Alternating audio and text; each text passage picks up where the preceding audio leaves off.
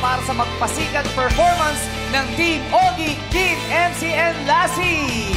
At sisimulan na yan ni Jurado, Gabby Garcia. Hello, what's up, mga people? Napaka-excited ko ngayong day 2 sa Jurado. So, sobrang excited ko. Tinerenuhan ko po yung backdrop. Ayan po talaga. Pinlano ko po yan.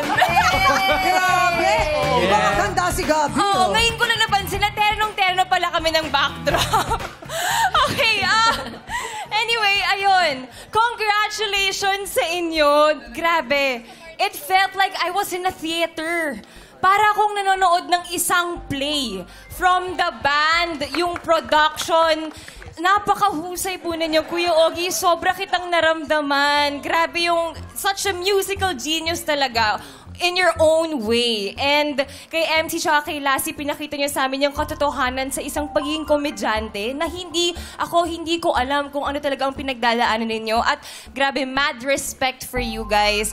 At kay Kim, oh my God, ang dami kong emosyon na naramdaman. May halong takot, may kaba, at may halong bilib sa lahat ng ginagawa mo. And everything you have right now, you deserve it truly. Tigil, hinga, kalma. Ano din siya, it's also a form of self-love. So, pinaalala niyo sa amin na mahalin natin ang ating mga sarili because we deserve it. Walang ibang gagawa nun kundi tayo, mga sarili natin. And na-appreciate ko din na sinama niyo sa curtain call yung inyong team. Talagang it's truly a team effort.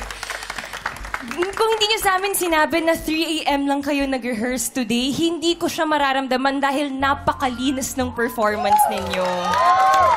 What a relatable concept dahil lahat tayo napapagod di ba? So talagang I'm pretty sure lahat ng madlang people nakarelate sa inyo today. So congratulations sa inyong lahat. Thank you so much. Thank you so much. Thank you po.